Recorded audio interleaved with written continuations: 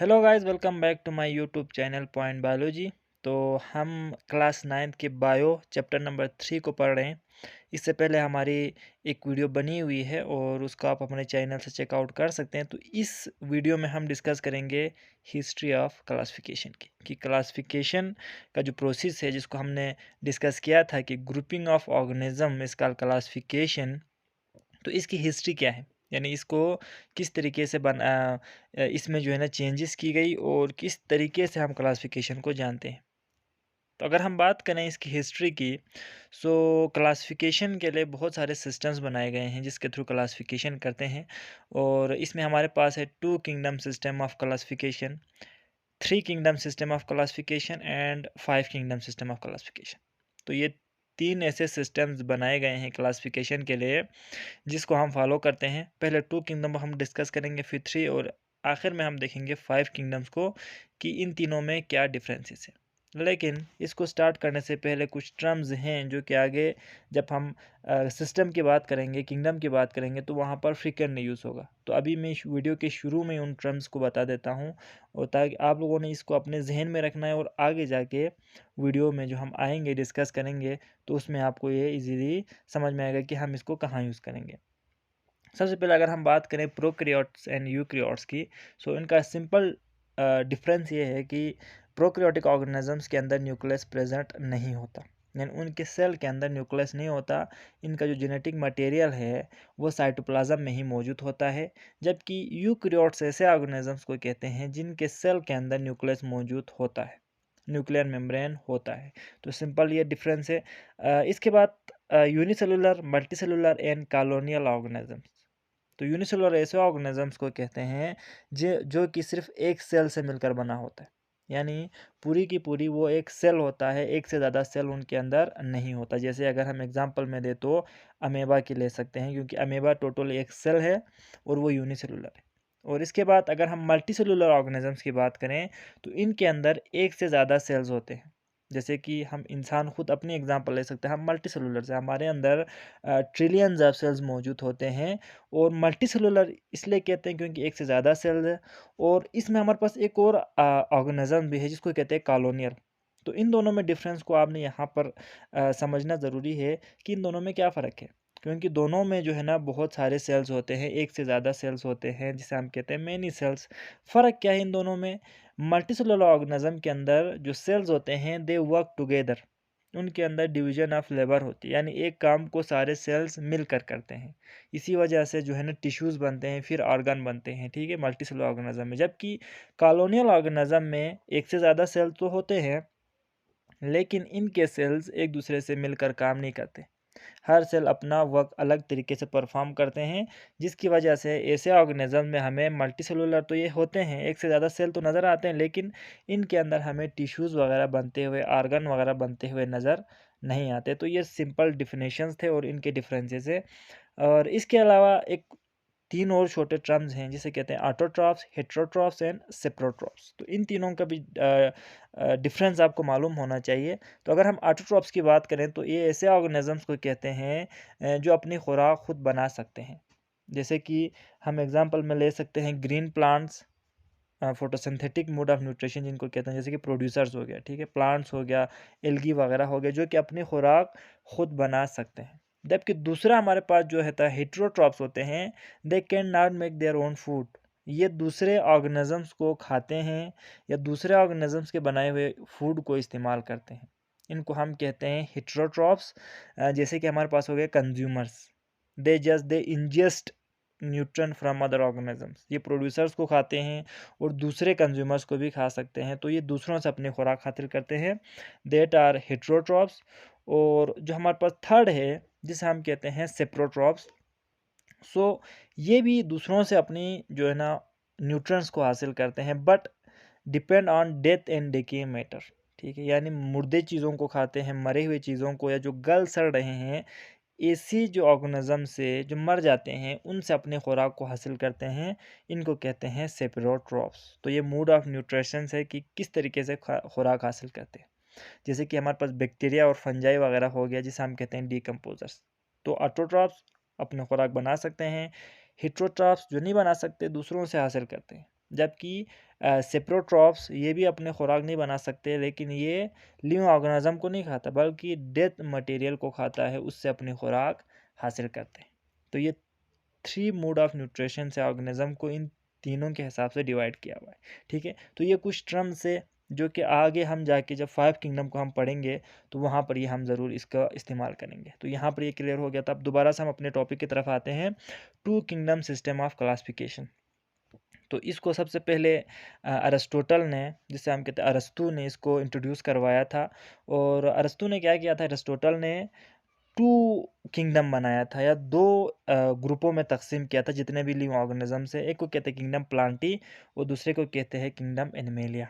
ठीक है, प्लांटी में प्लांट्स को रखा जो अपनी खुराक खुद बना सकते हों, जबकि किंगडम एनिमेलिया में एनिमल्स को रखा जो अपनी खुराक नहीं बना सकता, they depend on other animals other organisms to feed themselves. ठीक है, तो उनको एनिमेलिया में रखा, 2 किंगडम। इसके बाद it was not enough 2 kingdom, इसमें बहुत सारे ऐसे ऑर्गेनिजम्स थे जिनको रॉन्गली प्लेस किया हुआ था। जैसे कि हम एग्जांपल में ले सकते हैं यहाँ पर यूनिसेलुलर और कॉलोनियल ऑर्गेनिजम्स की। ठीक है, तो यूनिसेलुलर को प्लांट में रखा गया था और जो कॉलोनियल ऑर्गेनिजम्स है जिनको एनिमल्स किंगडम में रखा गया था, 2 किंगडम सिस्टम में। ठीक है, लेकिन ये दोनों रॉन्गली प्लेस थे, इनके कैरेक्टरिस्टिक बिल्कुल डिफरेंट थे। ठीक है, तो इनके लिए एक अलग किंगडम बनाया जिसे कहते हैं किंगडम प्रोटिस्टा। तो इनमें यूनिसेलुलर ऑर्गेनिजम्स को रखा और कॉलोनियल ऑर्गेनिजम्स को रखा, जिसको हमने पहले डिस्कस किया क्या होते हैं। इसके अलावा सिंपल मल्टीसेलुलर को भी इसके अंदर डाल दिया, प्रोटिस्टा के अंदर। तो इसको सबसे पहले प्रपोज किया था एक जर्मन साइंटिस्ट ने जिसका नाम था एर्नेस्ट हैक्ल। तो ये 3 किंगडम सिस्टम ऑफ क्लासिफिकेशन था, जिसमें एक नया किंगडम को ऐड किया गया पहले से मौजूद 2 किंगडम के अलावा। लेकिन this was not also enough. ठीक है, इसमें भी कुछ गलतियां थी, हम कह सकते हैं कि ड्रॉबैक्स था, जिसमें बहुत सारे ऑर्गेनिज्म रॉन्गली प्लेस थे गलत किंगडम में। तो इसको क्लेरिफाई करने के लिए एक और सिस्टम को इंट्रोड्यूस करवाया गया जिसे कहते हैं 5 किंगडम ऑफ क्लासिफिकेशन। तो इसमें 5 किंगडम में एक नया किंगडम बनाया गया। पहले जो 3 थे हमारे पास 3 किंगडम में, उसके अलावा एक नया किंगडम बनाया गया जिसे कहा किंगडम मोनेरा। तो इसमें ऐसे ऑर्गेनिज्म को रखा जो कि प्रोक्रियोटिक इन नेचर था। प्रोक्रियोटिक हमने क्या बात की थी, जिनके अंदर न्यूक्लियस नहीं होता। ठीक है, तो बैक्टीरिया और जो हमारे पास जो दूसरे यूनिसेलुलर ऑर्गेनिज्म थे जैसे साइनोबैक्टीरिया, उसको इस किंगडम में डाल दिया गया, किंगडम मोनेरा में, जो कि प्रोक्रियोटिक था। अब प्रोटिस्टा हमने बात की थी कि प्रोटिस्टा में हमने ऐसे ऑर्गेनिजम्स को रखा था जो कि क्या था, यूनिसेलुलर था। और इसके अलावा कॉलोनियल को भी रखा था, लेकिन अब इसमें जो है ना कॉलोनियल को इसने निकाल लिया।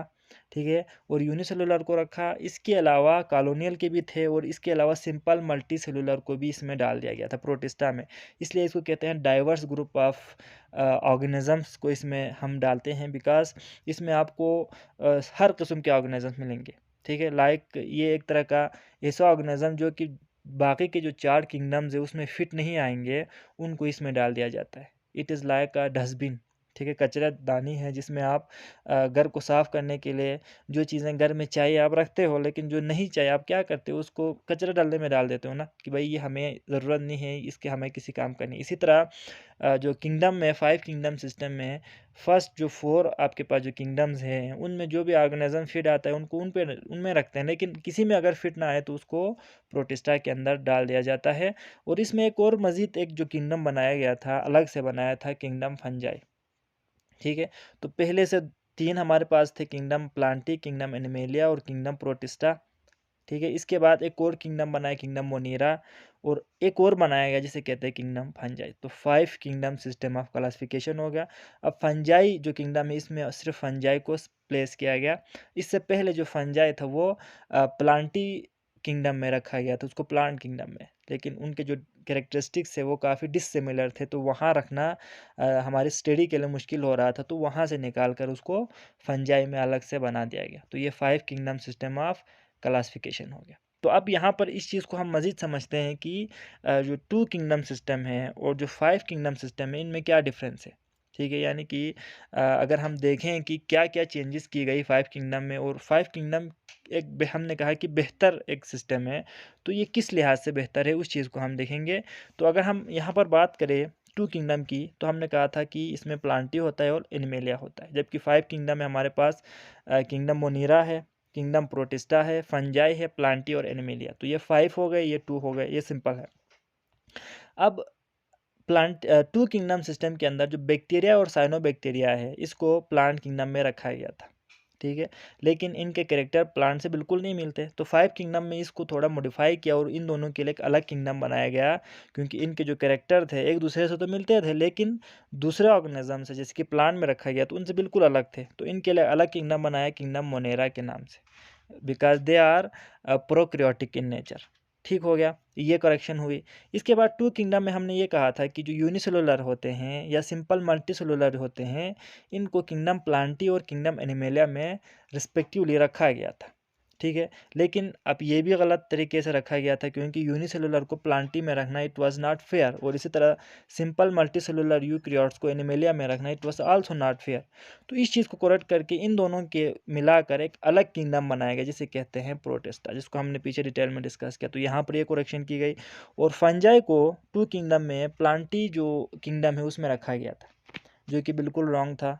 इन दोनों के अंदर सेल वॉल होते हैं, जो हम आगे डिस्कस करेंगे, लेकिन फंजाई के सेल वॉल काइटिन से बने होते हैं, लेकिन फंजाई की जो सेल वॉल है वो काइटिन से बने होते हैं, और प्लांटी की जो सेल वॉल है वो सेलुलोज से मिलकर बने होते हैं। तो यहाँ पर भी डिफरेंस शुरू हो जाते हैं, तो इसको वहाँ से निकाल कर अलग किंगडम बनाया, किंगडम फंजाई।